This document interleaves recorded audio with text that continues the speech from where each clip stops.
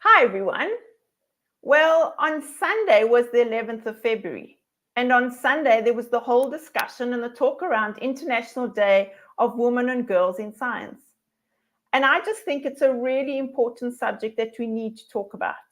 And so this evening, we're going to have a chat about how that can be beneficial to the women and the girls in our communities.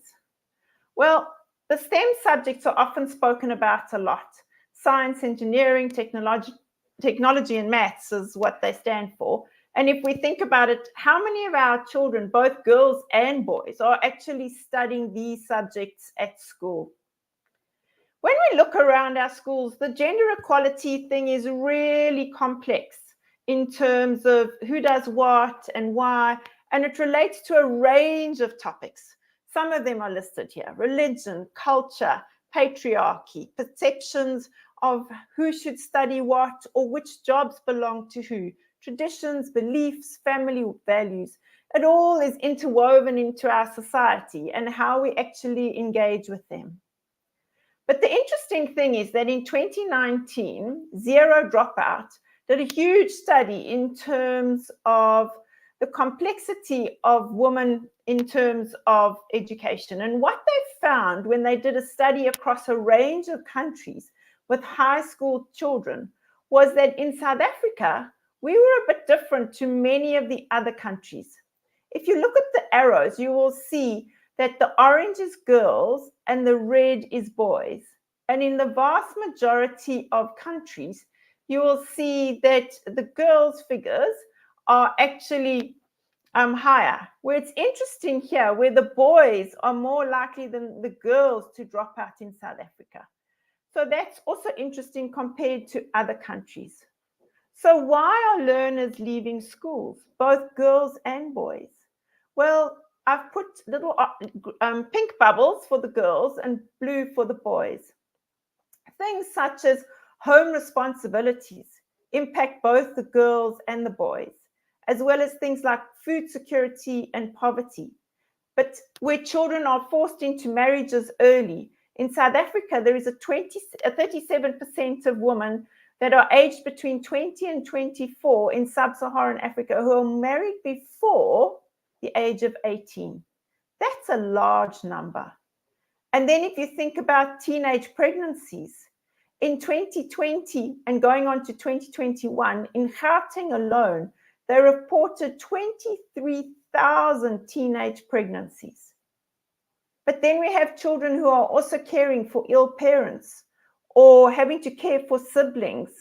Or what about the girls and having a lack of sanitation or menstrual products? Things that we often take for granted can stop somebody from studying. So what does this mean in terms of encouraging young women to actually look and work into the sciences? So if we look at this study by the US Bureau of Labor Stats, you will see that 46% of the women do biological sciences, chemistry and material sciences are 40%, computer and mathematical occupations are 25%, and engineering and architecture is only 16%. Which for me is really interesting. As many of you know, I taught design and technology. And if you think how creative women are in terms of design, why are they not becoming architects? Why are they not exploring the maths more when you've got so many young girls who are doing so well at maths? Then if you look at research in terms of tech, in 2019, the UN research reported Africa as the lowest number of women researchers in engineering and technology. In 21, Benin outperforms the rest of the world with women engineers, which is really exciting. Women are a minority in the fourth IR industry field. Globally, women account for only 28% of engineering graduates. And gradually, women account for 40% of computer sciences and info graduates. Globally, women account for 22% of AI graduates. And South Africa is the only African country to have top 20 countries globally who have women professionals with artificial intelligence skills. Now, that's really exciting. South Africa has 23% graduates in the AI field. And then if we look at the STEM occupations from 1980 to 2022, we see a really interesting graph from a global point of view. You will see that the biological science has slowly gone up from 33 to 57%. And you will also see that chemists and material sciences have gone up gradually. But then when we look at computers and mathematical occupations, look how that's dropped in terms of women, from 20%, then going up to 27%, and then going all the way down again. Why is it that there's this fluctuation of women within the computer and mathematical occupations? And then again, as we look at architecture and engineering, how yes, it's grown a little bit, but it is still so very low. So if we then think about it and what is impacting our world around us and how as women we can actually stand up for it. In South Africa, 22% of computer science graduates are women, and only 2.9% of them receive jobs in the field of tech. In 2017, South Africa, women made up only 5% of the CEOs in ICT companies, which is compared to 22% in the US. So I would really like us to have this discussion and think about how we can encourage young women to really become part of the discussion and see how we can actually play within the space. I want to introduce you to the two young ladies who are joining me tonight. So, hello ladies, thank you for being here. It's so lovely to see you both. So what you're going to do is, if we could do the question around, why do you think you chose the subjects you chose for Matric? Do you want to talk about that? So Sure. perhaps tell us who you are and then off you go. I'm Brooke. I'm a grade 11 student at Broadacres Academy High School. I take physical sciences and life sciences and math core as well. I think I chose to take these subjects because I not only enjoy them, but I also know that after school I'd like to study something which involves them. Thank you. And hello, my name is Nomta. I also go to Broadacres Academy. I decided to take life science and math core, and I think the reason why I decided to take these subjects, math core being I wanted to challenge myself in different aspects of my intelligence. I wanted to see how far I could take my mathematical capabilities, and with life science, it piqued my interest. I wanted to learn about the body, and yeah, that's the reason I chose those subjects. so if you think about those subjects, what are the topics that you've done now in grade 10 and going into grade 11? What are the topics within those subjects that have really sparked your interest, whether it's the maths or the science type subject? Give me one example of a topic which really attracted your attention. I don't know who'd like to begin, either of you. You can go first, Brooke. I really, in life science, I enjoy everything human. That always piques my interest. But I think probably specifically learning about like how DNA and genetics can affect a person through illness and through like who they are, that sort of thing. And then in physical sciences, I enjoy the chemistry side of things, definitely. Learning about our everyday items and how we can make them, how we can split them, like that. I find that very interesting as well. Thank you. That's really, really interesting. Nomta? In life science, I really enjoy learning about microorganisms, especially this year because we did an in-depth explanation of each microorganism there is. And I love learning about the human aspect of life science. I love learning about the heart last year, and I can't wait to learn about more of it this year. That sounds really great. So what I want to do now is I'm actually going to play a video of where two teachers actually talk about the subjects life sciences and physical sciences and why they think they're important. So I'm just going to share my screen, and I'm going to remove us, and I'm going to play.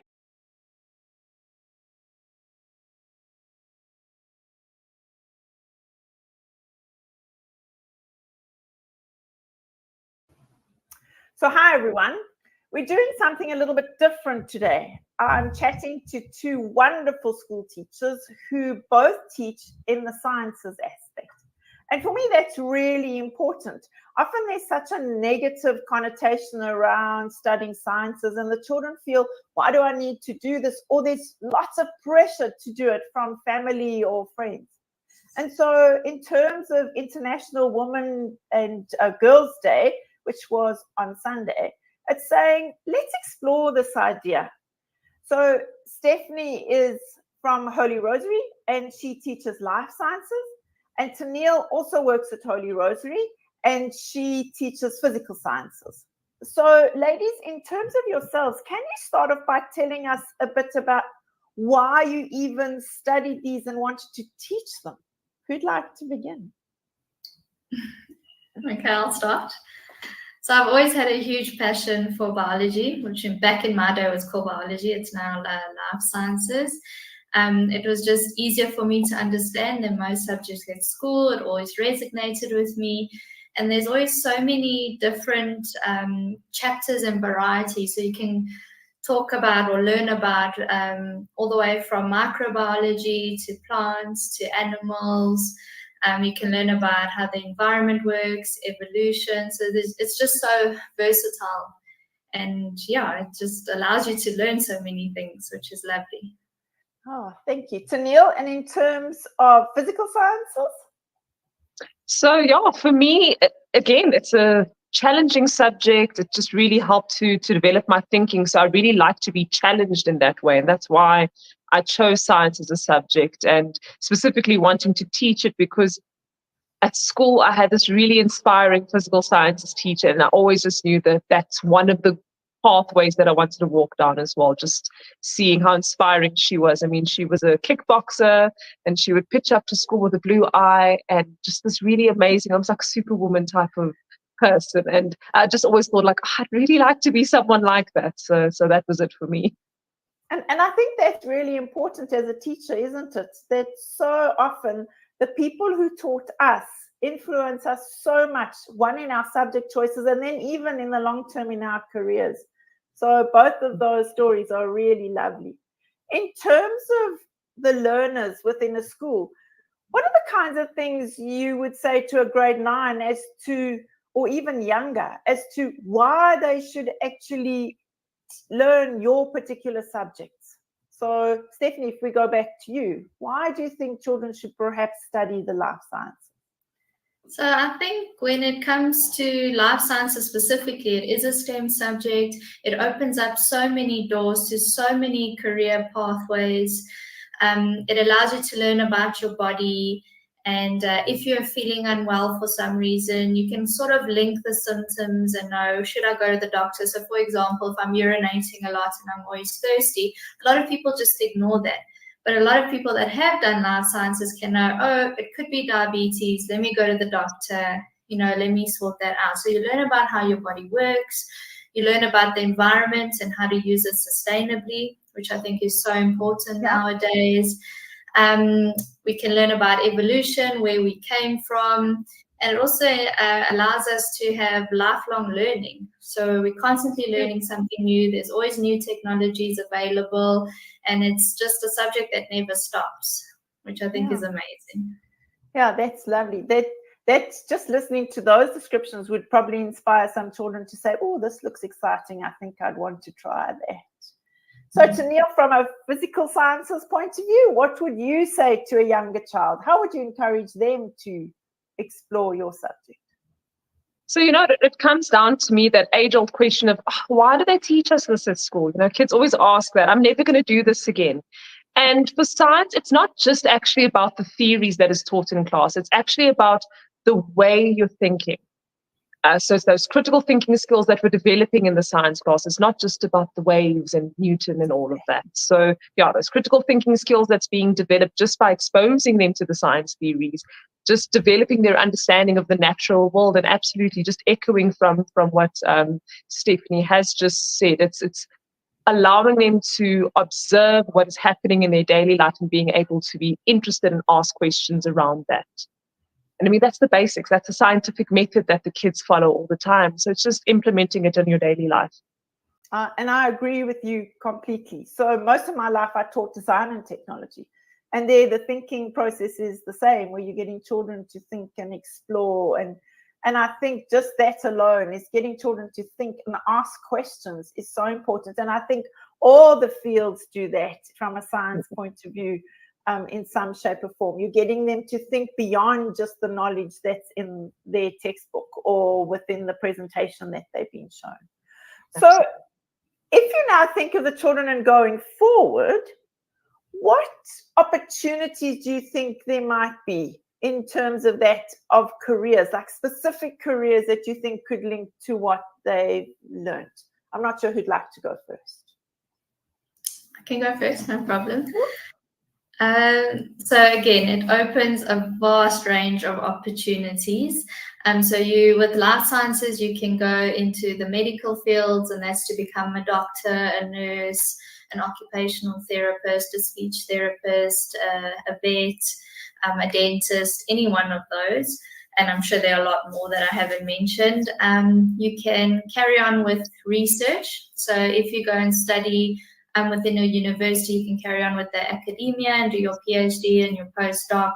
And you're constantly just doing research and publishing papers, which is important for everyone within the field. You can go into the pharmaceutical field, industry, and you can research on diseases and drugs. And when I say drugs, I mean medicinal drugs and medicines, and how to use therapies. You can study stem cell research and genetic engineering, which are huge fields in the moment when it comes to therapy.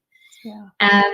You can even go into environmental sciences. You can study water quality and plant breeding and animal breeding. Or you can become a specific biologist in certain fields like microbiology, virology. You can become a geneticist, a marine biologist, a horticulturalist, which work with plants. You can even move into game reserves if that's what you enjoy. You can work at museums. You could become a teacher like we are. Again, you can work in the laboratories and test blood and do some forensic science. So it's really, really versatile, which is lovely.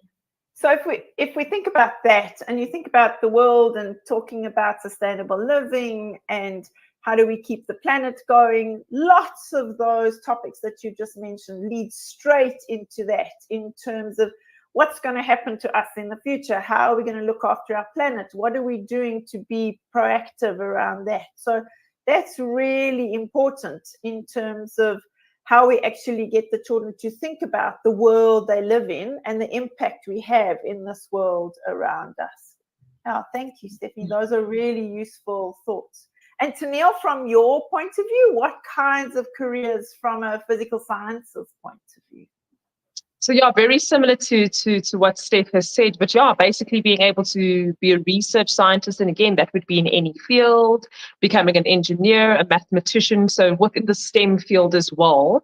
In terms of your health professions, traditionally becoming a doctor, which many of our kids still aspire to becoming doctors and developing their understanding there. Veterinary medicine also comes in, occupational therapy, physical therapy. So also just assisting them with research in terms of that as well is important.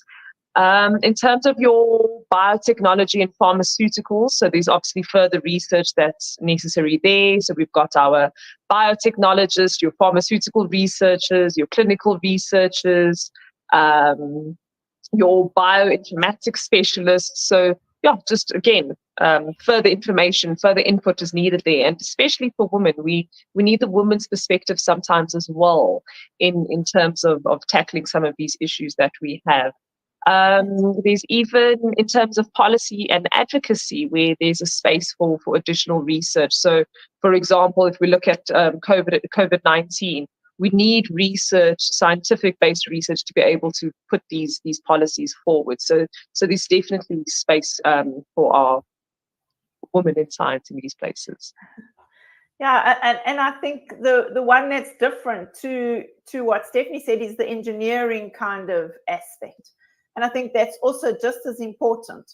And so if we look at the students, would you recommend that students do both of these subjects, or do you think it works just to do one? What are your thoughts around that? I think they complement each other, and a lot of the universities are moving towards their degrees, expecting the child to have both physical science and life sciences as part of these subjects. So a lot of the needs for entry is both subjects. Okay. Steph, do you want to add anything there?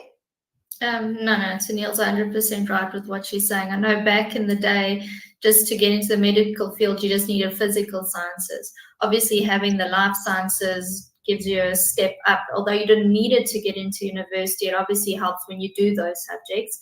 But I think Taneal's right that now they are looking more at both. Oh, thank you. So if we had to take what you've just said, what nuggets of information would you give to a young child who's not sure whether they should do a commercial type field or a sciences type field? Why would you encourage a young girl to go into the sciences field? So as to end off, have you got a thought that you could share? So I would say it's all about being happy. So if you are passionate in any one of these fields, then go for it. But if you're doing it just to make your parents happy, or because you're going to make or try to make money later on, I don't think it's worth it. So if you've got the passion, then go into it. Not all of these fields are going to make you billionaires or make you a lot of money. So I think passion has to be the number one driving factor. Thank you. And Taneal, what would you suggest? Absolutely. So agreed with what Stephanie's just said. If it is your passion, go. Just because your parents are encouraging you to do it, that's definitely not the reason to do it. So there is space for our new ways of thinking. So if you're a confident young lady, there's space for you within the science field for you to be able to make your space. So, yeah. So thank you both for your time. I really appreciate it. And the thoughts that you've given are really, really wonderful. Thank you. That was very interesting. That is super interesting.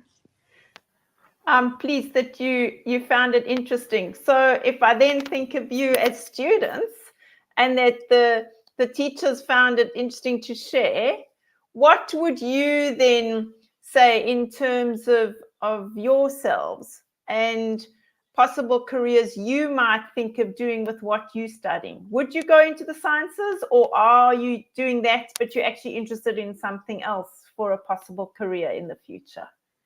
Who'd like to go? I can go first. Cool.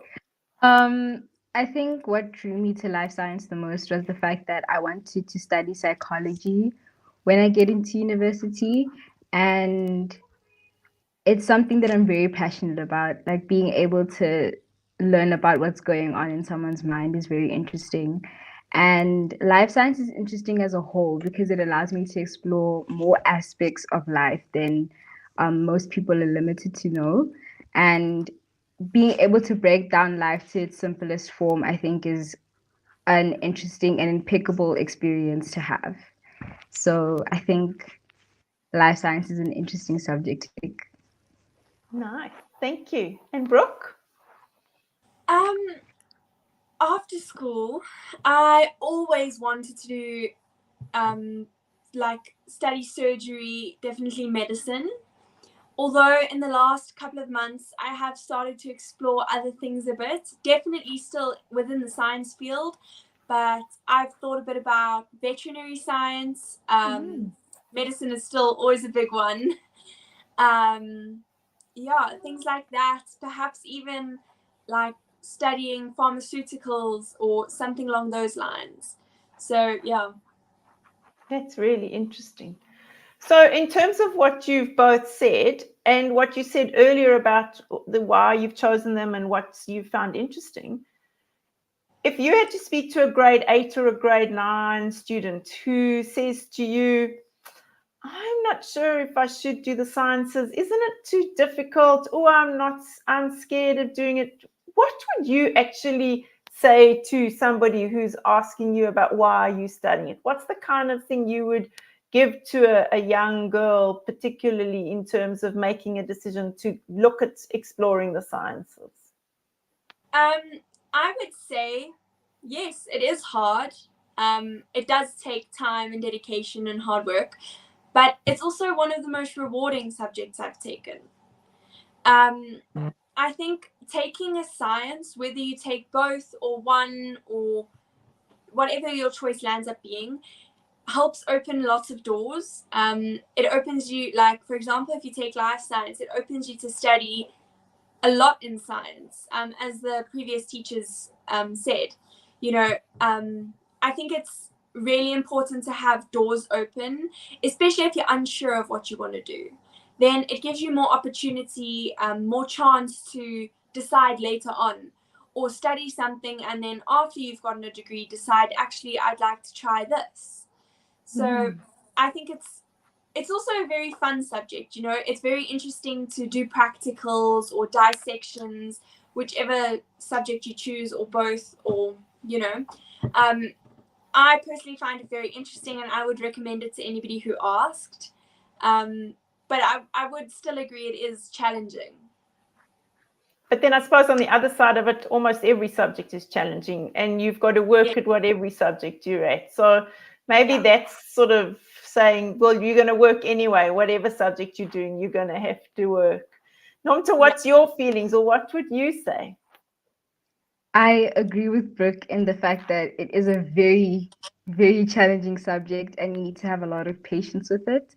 Most of the time, you're not going to understand what is happening, but if you take it at your own pace, it becomes a lot easier. And I think most students don't take a sciences because they do think that it's going to be very difficult, and they limit themselves to subjects that they believe are going to be much easier, but not understanding that when you do that, you're limiting yourself to greater opportunities outside of school. So I think in the aspect of science does give you a lot more opportunities. I agree with Brooke in that.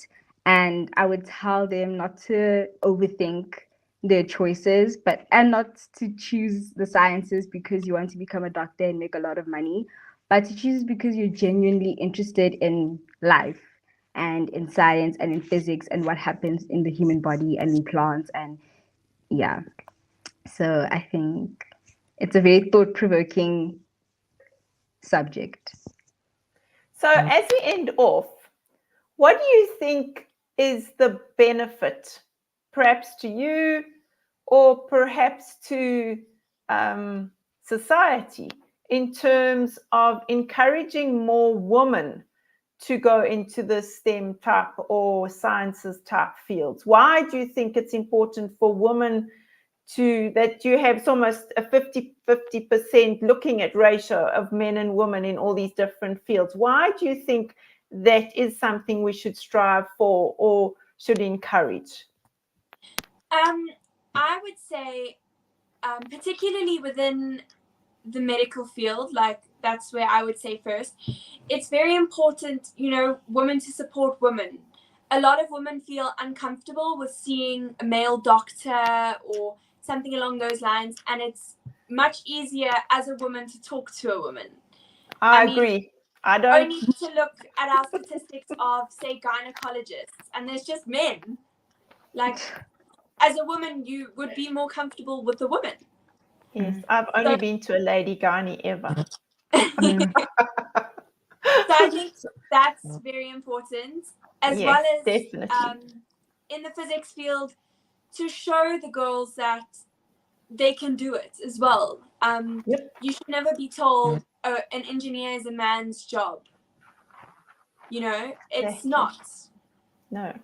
It's both. If that's what you want to do, then go at it. Yeah, and if I think of some of the women engineers I know who are the top of their fields and are so looked up to by the men that they work with because of their knowledge and the input that they have, I really think it is. If it's a passion and something you're interested in, just like anything else, you can succeed. It's not because of your gender that you don't succeed. I think it's what's in our heads, like you said. Nomta, what about you? What do you think? I think it's really important to have a community of women that want to go into sciences because it's such a male-dominated field. So having a little girl see a strong and capable woman dominate in a field that is dominated by men is very inspiring to most young women, including myself. It's one of the reasons why I wanted to do a science, because I saw a lot of women doing it. And That's interesting. having the ability to inspire a young girl and just change the way people, society views women in science is an amazing opportunity to have. And I think people should just go for it. Women need to be able to have a platform to stand on when it comes to being in a male-dominated space. And even if you're the first one or the 100th woman to stand on that platform, it still gives way and inspires younger women to want to join into the science field. So, yeah. Yeah. Oh, thank you so very much. I've really enjoyed the chat this evening. Thank you for sharing your insights and your views.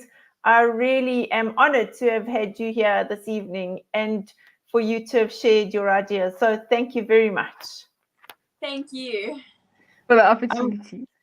It's a pleasure. So thank you.